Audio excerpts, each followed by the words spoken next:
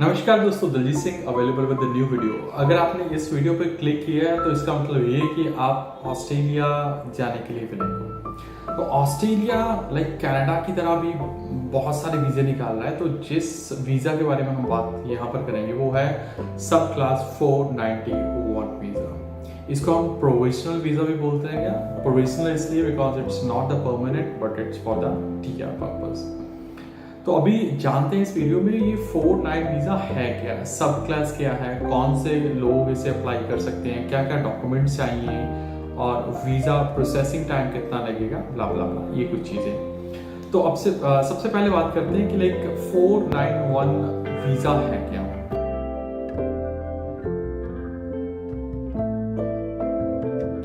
Actually Australia ने कुछ अपने वीज़ास को सब क्लास में डिवाइड कर दिया है, 491, 191, कुछ अलग अलग कैटेगरी, और ये कोड दे दिया 491 का कि उन कैंडिडेट्स को जिनको कुछ रिस्ट्रिक्शंस हैं, यानी कि 491 से रिकॉग्नाइज हो जाता है कि हाँ भी ये जो बंदे 491 वीज़ा पर आ रहे हैं उनको ये रिस्ट्रिक्शंस है। ये रिस्ट्रिक्शंस क्या, मैं आपको भी बताता हूँ। सबसे पहले जो रिस्ट्रिक्शंस हैं वो ये कि कम से कम आपको 3 साल वहां पर रहने पड़ेंगे, यानी कि जिस भी स्टेट में जा रहे हो। अगर आप सपोज कि विक्टोरिया में जा रहे हो तो आपको कम से कम वहां पर 3 साल सब्सिक्वेंटली 3 साल रहने पड़ेंगे। 3 साल मीन्स 36 मंथ। अगर आप offshore of course means you are come going from India, 1 साल रहते हो तो 1 साल के बाद आप इंडिया आ सकते हो। Means here you can spend 1 to 3 months, then after again you go to Australia, complete your 12 months period, यानी 1 year period, फिर आप वापस आ जाओ। यानी कि आपको 60 months में से 36 months जो है वहाँ कंप्लीट करने होते हैं, तभी आप नेक्स्ट पीआर के लिए अप्लाई कर पाओगे।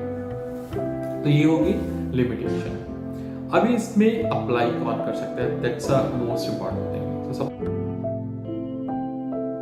सबसे पहले बात करते हैं एज की। Age should be under 45।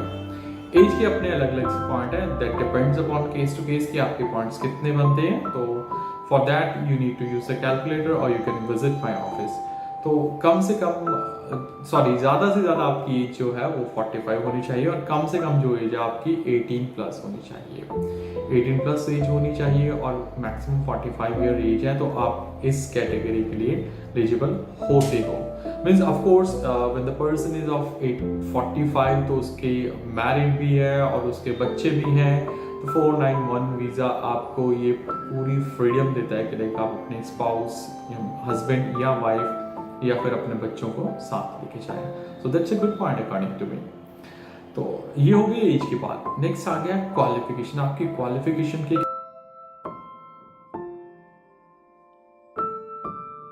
कितने पॉइंट है, that again depends upon the case to case, specific case. But एक थोड़ा सा हिंट में अगर दे दूं तो सबसे ज़्यादा पॉइंट जो आपको मिलेंगे वो आपको मिलेंगे डॉक्टरेट पीएचडी के लिए, जो कि इसके अलग से पॉइंट है।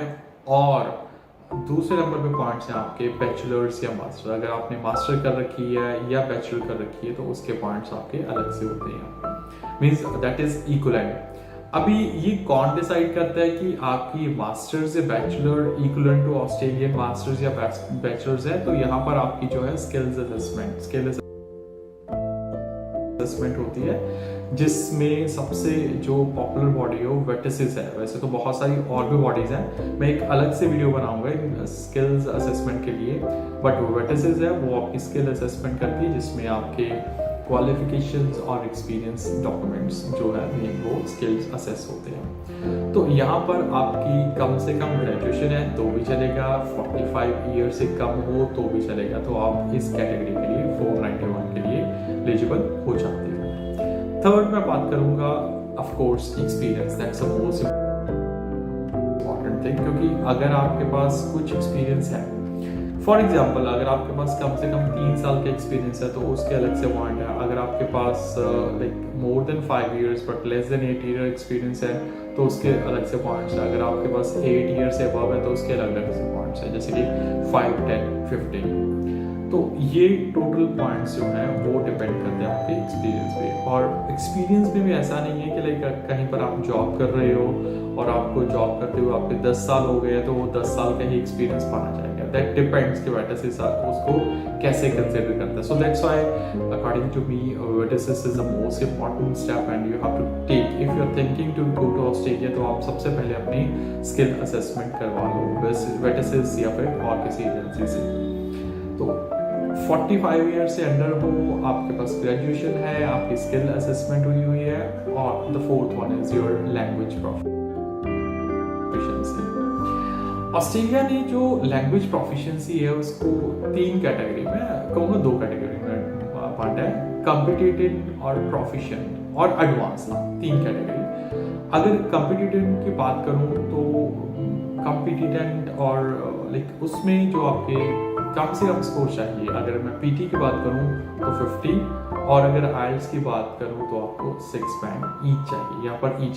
हाँ, बहुत सारे और भी टेस्ट हैं जो आपका अपीयर होके, जैसे कि OET हो गया, ऑक्यूपेशनल इंग्लिश टेस्ट हो गया, या फिर आपका टॉयफल IBT हो गया, और नेक्स्ट उसके बाद आपका CA कैम्ब्रिज एडवांस इंग्लिश. ये कुछ ऐसे टेस्ट हैं, आप इनको भी क्लियर करके अप्लाई कर सकते हो. बट क्योंकि आइल्स और पीटी मेन टेस्ट हैं, सो दैट्स व्हाई मैं इनकी बात ही करूँगा इस वीडियो में. बाकी किसी और वीडियो में बात करूँगा कि कौन कौन से टेस्ट जो है ऑस्ट्रेलियन सब कैटेगरी 491 के लिए एलिजिबल आप हो सकते हो. सो अगर मैं बात करूँ तो सबसे पहले आपको पीटी में 50 पॉइंट्स या फिर आइल्स में 6 पॉइंट चाहिए.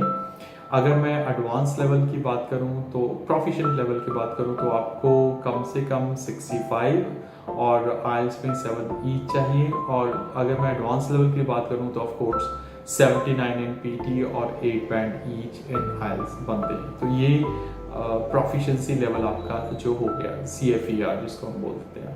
सो अगेन मैं रिपीट कर दूं, 45 ईयर से कम एज हो, आप ग्रेजुएट हो, आपके पास कम से कम 3 साल का एक्सपीरियंस है, या फिर 4th one is कि जो आपकी प्रोफिशिएंसी लेवल है वो इन 3 कैटेगरी इनकी कॉम्पिटेंट, प्रोफिशिएंट, एडवांस में से मैच होना चाहिए.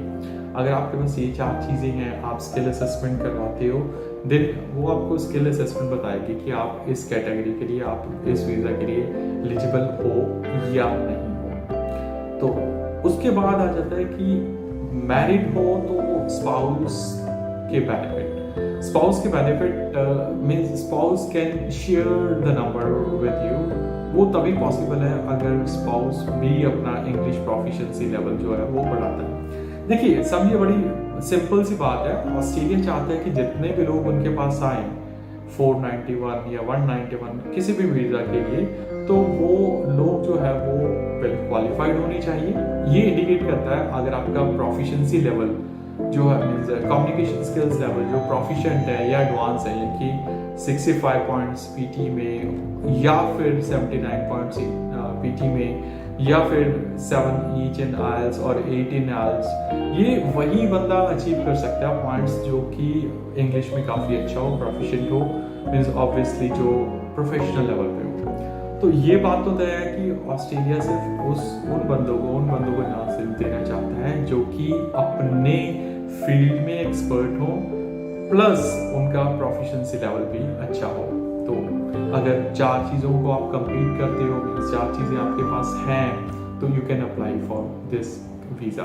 बट सबसे पहली जो कंडीशन है वो आपका वेटसिस होना चाहिए. VETASSESS, I am using this words, skill assessment मुझे यूज़ करना चाहिए, बट वेटसिस तकरीबन हर ऑक्यूपेशंस के लिए यूज़ होता है. सो दैट्स व्हाई वेटसिस आपका क्लियर होना चाहिए. आपको पता होना चाहिए कि आपके लाइक ऑस्ट्रेलिया इस चीज़ को मानता भी है या नहीं मानता है. अगर वो मानता है तभी आप नेक्स्ट स्टेप के लिए चलोगे, अगर नहीं मानता तो obviously you have to stay back.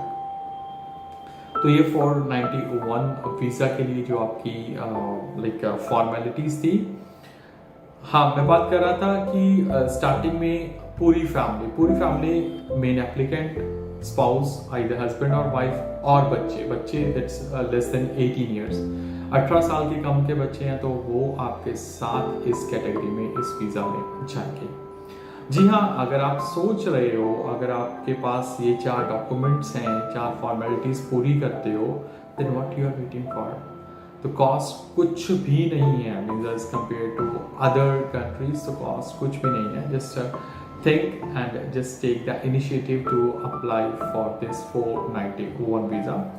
हर एक मैं कहूँगा सबर्ब या फिर प्रोविंस या फिर स्टेट का अपना अलग अलग जो है क्राइटेरिया है, but most common criteria is आपके पास 65 पॉइंट्स होने चाहिए। 65 पॉइंट्स इन चारों चीज़ों को मिलकर बनेंगे, your age, your qualification, your English level end of course your experience. हाँ, 5th पॉइंट आपका हो सकता है अगर आपके स्पाउस ने भी पीटी या आइल्स कर रखा हो, और 6th point that is one another that's called NAATI test. उसके भी ऊपर भी मैं अलग से वीडियो बनाऊंगा, तो आपके पॉइंट्स इंप्रूव हो सकते हैं। Means yes of course 65 points आपके कैलकुलेट हो रहे हैं, बन रहे हैं, then you are eligible for this visa apply कीजिए आज ही। कि मतलब कि जितना भी टाइम लगेगा, time it may be 2 months, 3 months, 1 month, 1 year या 2 years, तो आपकी टर्न उस दौरान आएगी। So that's why be in the queue, never delay for that.